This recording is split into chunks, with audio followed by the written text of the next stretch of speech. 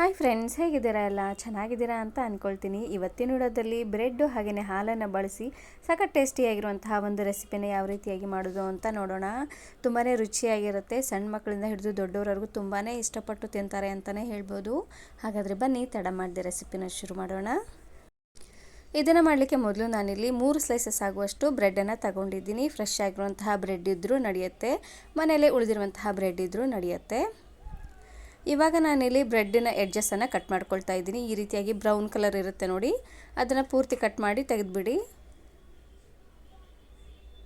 ನಾನು ಬ್ರೆಡ್ಡನ್ನು ಬಳಸಿ ಇದೇ ರೀತಿ ಬಹಳಷ್ಟು ವೆರೈಟಿ ಆಗಿರುವಂತಹ ರೆಸಿಪೀಸ್ನ ಅಪ್ಲೋಡ್ ಮಾಡಿದ್ದೀನಿ. ವಿಡಿಯೋ ನೋಡಿಲ್ಲ ಅಂದರೆ ಈ ವಿಡಿಯೋ ಕೊನೆಯಲ್ಲಿ ಹಾಕಿರ್ತೀನಿ, ನೋಡಿ ಚೆಕ್ ಮಾಡಿ. ನೋಡಿ, ಈ ರೀತಿಯಾಗಿ ಬಿಳಿ ಭಾಗನ ಮಾತ್ರ ತಗೊಂಡು ಇದನ್ನು ನಾನಿವಾಗ ಇನ್ನೊಂದು ಅಗಲವಾಗಿರುವಂತಹ ಬೌಲ್ಗೆ ಸಣ್ಣ ಸಣ್ಣ ಪೀಸ್ದಾಗಿ ಕಟ್ ಮಾಡಿ ಹಾಕ್ಕೊಳ್ತಾ ಇದ್ದೀನಿ. ನೋಡಿ, ಈ ರೀತಿಯಾಗಿ ನಾನಿಲ್ಲಿ 3 ಬ್ರೆಡ್ ಸ್ಲೈಸಸನ್ನು ತೊಗೊಂಡಿದ್ದೀನಿ. ನೀವು ಸ್ವಲ್ಪ ಜಾಸ್ತಿ ಸಹ ತಗೊಳ್ಬೋದು.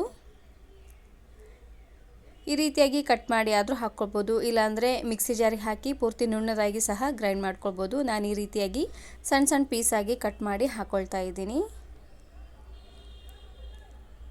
ಮನೆಯಲ್ಲಿ ಕೆಲವೊಂದು ಸಲ ಬ್ರೆಡ್ ಹಾಗೆ ಉಳಿದ್ಬಿಟ್ಟಿರುತ್ತೆ.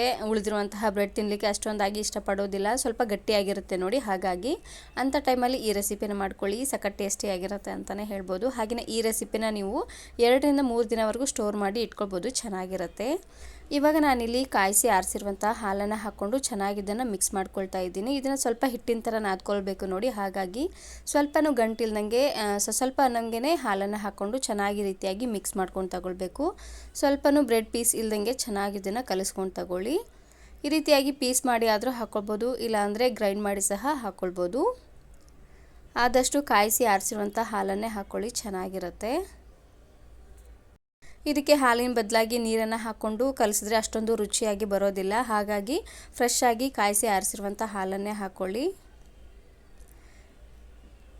ಹಾಲನ್ನು ಸ್ವಲ್ಪ ಅನ್ನೋಂಗೆ ಹಾಕ್ಕೊಂಡು ಈ ರೀತಿಯಾಗಿ ಮಿಕ್ಸ್ ಮಾಡ್ಕೊಂಡು ತಗೊಳ್ಳಿ. ಒಂದೇ ಸಲಕ್ಕೆ ಜಾಸ್ತಿ ಆಗಿಬಿಟ್ರೆ ಇದು ಪೂರ್ತಿ ಮೆತ್ತದಾಗ್ಬಿಡುತ್ತೆ, ಕರೆಕ್ಟಾಗಿ ಉಂಡೆ ಕಟ್ಟಲಿಕ್ಕೆ ಬರೋದಿಲ್ಲ ನೋಡಿ. ಹಾಗಾಗಿ ಇದು ಪೂರ್ತಿ ತೆಳ್ಳದಾಯಿತು ಅಂತ ಗೋಧಿ ಹಿಟ್ಟು ಹಾಗೆಯೇ ಮೈದಾ ಹಿಟ್ಟು ಹಾಕೋದಾದರೆ ಚೆನ್ನಾಗಿರೋದಿಲ್ಲ. ಹಾಗಾಗಿ ಹಾಲನ್ನು ಸ್ವಲ್ಪ ಅನ್ನೋಂಗೆ ಹಾಕ್ಕೊಂಡು ಈ ರೀತಿಯಾಗಿ ಸಾಫ್ಟ್ ಅನ್ನೋಂಗೆ ಹಿಟ್ಟನ್ನು ನಾದ್ಕೊಂಡು ತಗೊಳ್ಬೇಕು ನೋಡಿ. ಈ ರೀತಿಯಾಗಿ ಹಿಟ್ಟು ರೆಡಿ ಆದಮೇಲೆ ಇವಾಗ ನಾನಿಲ್ಲಿ ಕೈಗೆ ಸ್ವಲ್ಪ ಎಣ್ಣೆನ ಹಚ್ಕೊಂಡು ಈ ರೀತಿಯಾಗಿ ರೌಂಡ್ ಶೇಪಲ್ಲೇ ಮಾಡ್ಕೊಳ್ತಾ ಇದ್ದೀನಿ.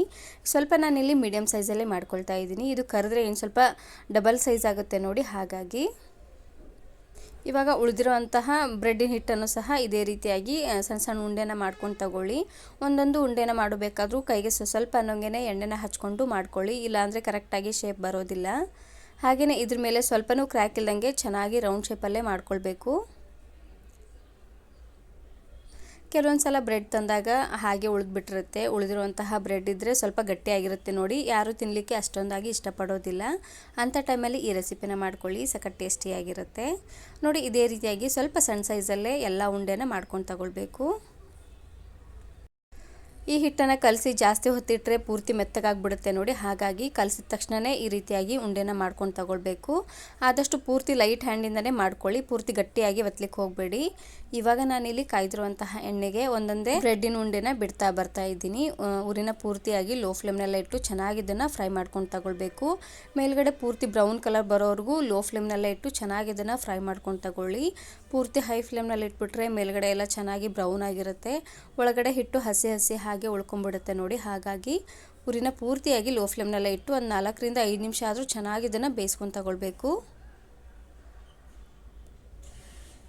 ಮನೇಲಿ ಬ್ರೆಡ್ ಉಳಿದಿದ್ರೆ ಒಂದು ಸಾರ್ತಿ ಈ ರೆಸಿಪಿನ ಖಂಡಿತ ಟ್ರೈ ಮಾಡಿ. ಉಳಿದಿರುವಂತಹ ಬ್ರೆಡ್ಡಿಂದ ಮಾಡಿದ್ದು ಅಂತ ಅಂದರೆ ಯಾರೂ ನಂಬೋದಿಲ್ಲ, ಅಷ್ಟು ರುಚಿಯಾಗಿರುತ್ತೆ ಅಂತಲೇ ಹೇಳ್ಬೋದು ನೋಡಿ. ಈ ರೀತಿಯಾಗಿ ಎಲ್ಲ ಉಂಡೆನೂ ಚೆನ್ನಾಗಿ ಬ್ರೌನ್ ಕಲರ್ ಆಗೋವರೆಗೂ ಫ್ರೈ ಮಾಡ್ಕೊಂಡು ತಗೊಂಡಿದ್ದಾದಮೇಲೆ ಇವಾಗ ನಾನಿಲ್ಲಿ ಒಂದು ಪ್ಲೇಟಿಗೆ ಎತ್ತಿಟ್ಕೊಳ್ತಾ ಇದ್ದೀನಿ. ನಾನು ತಗೊಂಡಿರುವಂತಹ 3 ಪೀಸ್ ಬ್ರೆಡ್ಡಲ್ಲಿ ಇಷ್ಟೊಂದು ಉಂಡೆಗಳಾಗಿವೆ. ಉಂಡೆನ ಪೂರ್ತಿ ದೊಡ್ಡದಾಗೆಲ್ಲ ಮಾಡಲಿಕ್ಕೆ ಹೋಗಬೇಡಿ, ಇಷ್ಟು ಸೈಜಲ್ಲಿದ್ದರೆ ಸಾಕಾಗತ್ತೆ. ಇವಾಗ ನಾನಿಲ್ಲಿ ಇನ್ನೊಂದು ಅಗಲವಾಗಿರುವಂತಹ ಪಾತ್ರೆಗೆ 1 ಕಪ್ ಆಗುವಷ್ಟು ಸಕ್ಕರೆನ ಹಾಕ್ಕೊಳ್ತಾ ಇದ್ದೀನಿ. ಹಾಗೆಯೇ ಅದೇ ಕಪ್ಪಲ್ಲಿ 1.5 ಕಪ್ ಆಗುವಷ್ಟು ನೀರನ್ನು ಹಾಕ್ಕೊಂಡು ಪಾಕನ ರೆಡಿ ಮಾಡ್ಕೊಳ್ತಾ ಇದ್ದೀನಿ. ನಾವು ಸಕ್ಕರೆನ ಯಾವ ಕಪ್ಪಲ್ಲಿ ತಗೊಂಡಿರ್ತೀವ ನೋಡಿ, ಅದೇ ಕಪ್ಪಲ್ಲಿ 1.5 ಕಪ್ ಆಗುವಷ್ಟು ನೀರನ್ನು ಹಾಕ್ಕೊಂಡು ಲೋ ಫ್ಲೇಮ್ನೆಲ್ಲ ಇಟ್ಟು ಚೆನ್ನಾಗಿ ಇದನ್ನು ಕುದಿಸ್ಕೊಂಡು ತಗೊಳ್ಬೇಕು. ಸ್ವಲ್ಪ ಅಂಟು ಪಾಕ ಬರಬೇಕು ನೋಡಿ, ಅಲ್ಲಿವರೆಗೂ ಚೆನ್ನಾಗಿ ಇದನ್ನು ಕುದಿಸ್ಕೊಂಡು ತಗೊಳ್ಳಿ. ಮೊದಲು ಉಂಡೆನ ರೆಡಿ ಮಾಡಿಕೊಂಡು ಅದಾದಮೇಲೆ ಪಾಕನ ಮಾಡ್ಕೊಳ್ಬೇಕು.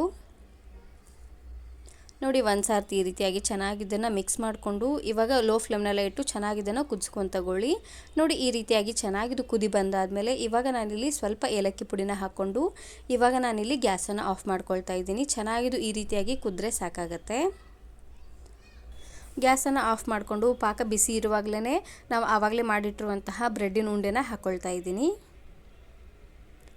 ಪಾಕ ಆದಷ್ಟು ಬಿಸಿ ಇರುವಾಗಲೇ ಹಾಕ್ಕೊಳ್ಬೇಕು. ಹಾಗಾಗಿ ಮೊದಲೇ ಉಂಡೆನ ರೆಡಿ ಮಾಡಿ ಇಟ್ಕೊಂಡು ಅದಾದಮೇಲೆ ಪಾಕನ ಮಾಡಿ ಈ ರೀತಿಯಾಗಿ ಡಿಪ್ ಮಾಡಿದ್ರೆ ಆಯಿತು. ಇದನ್ನು ಡಿಪ್ ಮಾಡಿದಾದಮೇಲೆ ಒಂದು ಅರ್ಧ ಗಂಟೆ ಆದರೂ ಚೆನ್ನಾಗಿ ಇದನ್ನು ನೆನೆಯಲಿಕ್ಕೆ ಬಿಡಬೇಕು. ಇದು ಇನ್ನೂ ಡಬಲ್ ಸೈಜ್ ಆಗುತ್ತೆ. ಹಾಗಾಗಿ ಪಾಕ ಪೂರ್ತಿ ಬಿಸಿ ಇರುವಾಗಲೇ ಹಾಕಿದ್ರೆ ಆ ಬಿಸಿಗೆ ಚೆನ್ನಾಗಿ ಪಾಕ ಎಲ್ಲ ಎಳ್ಕೊಳ್ಳುತ್ತೆ ನೋಡಿ. ಹಾಗಾಗಿ ಸ್ವಲ್ಪ ಬಿಸಿ ಇರುವಾಗಲೇ ಹಾಕ್ಕೊಂಡು ತಗೊಳ್ಳಿ. ಇವಾಗ ನೋಡ್ತಾ ಇರ್ಬೋದು ಒಂದು ಅರ್ಧ ಗಂಟೆ ಅಷ್ಟೊತ್ತು ಆಗಿದೆ. ನೋಡ್ತಾ ಇರ್ಬೋದು ಜಾಮೂನ್ 1 to ಡಬಲ್ ಸೈಜ್ ಆಗಿದೆ. ನೋಡ್ತಾ ಇದ್ದೀರಲ್ವಾ. ತಿನ್ನೋದಕ್ಕಂತೂ ತುಂಬಾ ಟೇಸ್ಟಿಯಾಗಿದೆ ಅಂತಲೇ ಹೇಳ್ಬೋದು. ಉಳಿದಿರೋಂತಹ ಬ್ರೆಡ್ಡಿಂದ ಮಾಡಿದ್ದು ಅಂದರೆ ಯಾರೂ ನಂಬೋದಿಲ್ಲ, ಅಷ್ಟು ರುಚಿಯಾಗಿ ಬಂದಿದೆ. ಮೇನಾಗಿ ಫ್ರೈ ಮಾಡಬೇಕಾದ್ರೆ ಉರಿನ ಪೂರ್ತಿಯಾಗಿ ಲೋ ಫ್ಲೇಮ್ನಲ್ಲೇ ಇಟ್ಟು ಚೆನ್ನಾಗಿ ಇದನ್ನು ಫ್ರೈ ಮಾಡ್ಕೊಂಡು ತಗೊಳ್ಬೇಕು. ಇಲ್ಲಾಂದರೆ ಒಳಗಡೆ ಹಸಿ ಹಸಿ ಹಾಗೆ ಉಳ್ಕೊಂಡ್ಬಿಡುತ್ತೆ ನೋಡಿ. ಹಾಗಾಗಿ ಈ ವಿಡಿಯೋ ಇಷ್ಟ ಆದರೆ ಈಗಲೇ ಒಂದು ಲೈಕ್ ಬಟನನ್ನು ಕ್ಲಿಕ್ ಮಾಡಿ ಫ್ರೆಂಡ್ಸ್ ಆ್ಯಂಡ್ ಫ್ಯಾಮಿಲಿ ಜೊತೆಗೆ ಶೇರ್ ಮಾಡಿ.